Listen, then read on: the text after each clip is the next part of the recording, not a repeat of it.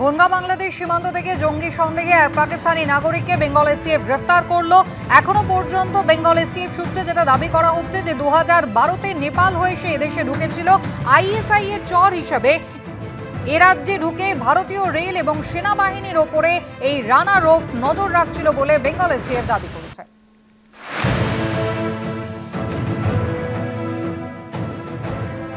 যেমন আপনাদের বলছিলাম, গত মাসের শেষেই এ রাজ্য থেকে অর্থাৎ বর্ধমানের রেনেসা আবাসন থেকে গ্রেফতার করা হয়েছিল এক জঙ্গিকে, যার নাম হামিম মণ্ডল। তার পরের দিন তার বান্ধবী অর্পিতা সরকারকে ঝাড়খণ্ড থেকে গ্রেফতার করা হয়। একদিন বাদ দিয়ে ওই শাহজাদ ভাট্টি গোষ্ঠীর সঙ্গে জড়িত সন্দেহে আরও একজনকে গ্রেফতার করা হয় হাওড়ার বেলিলিয়াস রোড থেকে। এই হামিম মণ্ডল, যাকে প্রথমে গ্রেফতার করা হয়, তার কাছে খোদ মুখ্যমন্ত্রীকে ফলো করার নির্দেশ ছিল। ধৃত জঙ্গির কাছ থেকে মুখ্যমন্ত্রী শুভেন্দু অধিকারীর লোকেশন সংক্রান্ত তথ্য পাওয়া যায়। তার যে বান্ধবী, সে হানি ট্র্যাপের মাধ্যমে অপহরণের ছক কষছিল এবং এরা সবাই আইএসআই এর সঙ্গে সোশ্যাল মিডিয়াতে কানেক্টেড ছিল, এমনটাই জানা গিয়েছে। সোশ্যাল মিডিয়ায় ইনস্টাগ্রামে অ্যাক্টিভ ছিল এই অর্পিতা সরকার এবং বিভিন্নভাবে এরা নিজেদের মধ্যে যোগাযোগ রাখত। রাজ্যের পুরো প্রতিমন্ত্রী উমেশ রায়, তার বাড়ি, গাড়ি, পুত্র সংক্রান্ত বিভিন্ন রকমের খবরাখবর ছবি হামিমকে পাঠিয়েছিল তৃতীয় গ্রেফতার হওয়া আদিত্য সিং, যে হাওড়ার বাসিন্দা ছিল।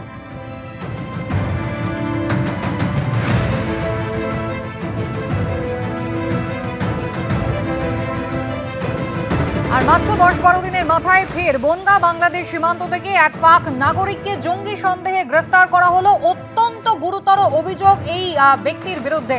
কথা বলবো, আবির দত্ত রয়েছেন আমাদের সঙ্গে। আবির, যাকে গ্রেফতার করা হয়েছে রানা রৌফ, মূলত কি ধরনের কাজের অ্যাসাইনমেন্ট তাকে দেওয়া হয়েছিল? আইএসআই এর কাছ থেকে কি সে সমস্ত ইনফরমেশনটা গ্যাদার করতো? দেখো, এখনো পর্যন্ত যে তথ্য প্রমাণ বেঙ্গল এসটিএফ এর হাতে এসে পৌঁছেছে, তার থেকে একটা বিষয়ে তদন্তকারীরা নিশ্চিত যে আইএসআই এর সঙ্গে এই ব্যক্তির যোগাযোগ ছিল ওতপ্রোতভাবে, এবং শুধুমাত্র 1-2 বছর নয়, বেশ কিছু বছর ধরেই কিন্তু তার যোগাযোগ রয়েছে।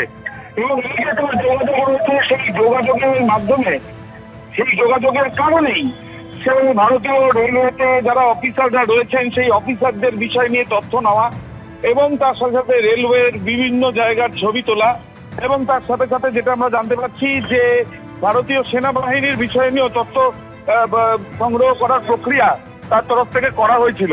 তাকে বনগাঁ সীমান্ত থেকে তাকে হাবড়ার কাছ থেকে তাকে গ্রেফতার করা হয়েছে। তার কাছ থেকে যে নথি পাওয়া গিয়েছে, সেই নথি থেকে দেখা যাচ্ছে যে আধার কার্ড, ভোটার কার্ড সহ বেশ কিছু গুরুত্বপূর্ণ কাগজ পাওয়া গেছে, যেগুলো এই তদন্তে বেশ কিছু সহযোগিতা করতে পারে বলে অনুমান করছেন তদন্তকারীরা। এবং তার সাথে সাথে তোমায় জানাই যে তদন্তকারীদের এটা অনুমান যে এই যে আধার কার্ড, ভোটার কার্ডটা যে নামে তৈরি করা হয়েছিল, সেই নামটি জাল, এবং সেই কার্ড যে বানিয়েছিল সে তপসিয়ার বাসিন্দা, পেশায় কার্পেন্টার। কিন্তু তপসিয়ায় থেকে সেই যখন কাজটা হয়, তখন এই ব্যক্তির সঙ্গে পরিচয় কিন্তু হয়েছিল নেপালে।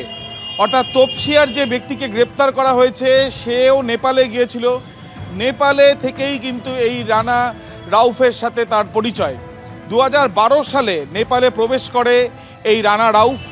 সেখানে উপস্থিত রয়েছিল বেশ কয়েকজন, যারা আইএসআই এর অপারেটিভস হতে পারে এমনটাই অনুমান করা হচ্ছে, এবং তাদের সঙ্গে যোগাযোগ করার পরেই সে ভারত নেপাল সীমান্ত দিয়ে ভারতবর্ষে প্রবেশ করে, ভারতবর্ষের বিভিন্ন জায়গায় যায়, এমনকি এই কলকাতা শহরেও সে এসেছিল, এমনটাও অনুমান তদন্তকারীদের। এবং এখানে এসে সে বেশ কিছু কাগজ, নথি, তার আইডি প্রুফ সেগুলো বানায়।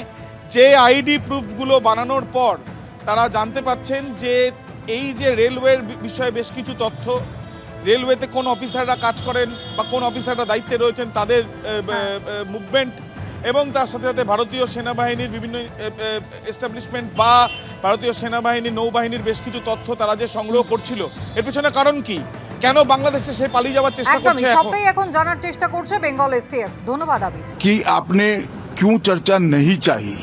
আসছে পরের খবরে, বনগাঁ বাংলাদেশ সীমান্ত থেকে জঙ্গি সন্দেহে এক পাক নাগরিককে গ্রেফতার করলো বেঙ্গল এসটিএফ। ধৃত রানা রৌফ ওরফে ওয়াহাব আলমের থেকে ভুয়ো আধার কার্ড পাওয়া গিয়েছে।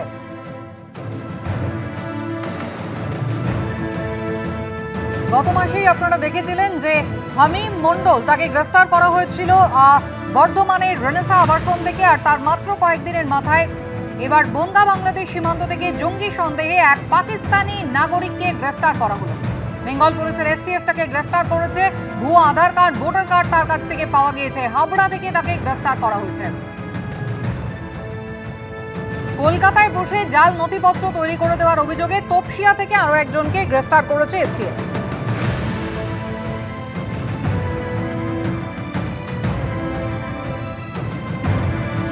এবিপি আনন্দ, এগিয়ে থাকে, এগিয়ে রাখে।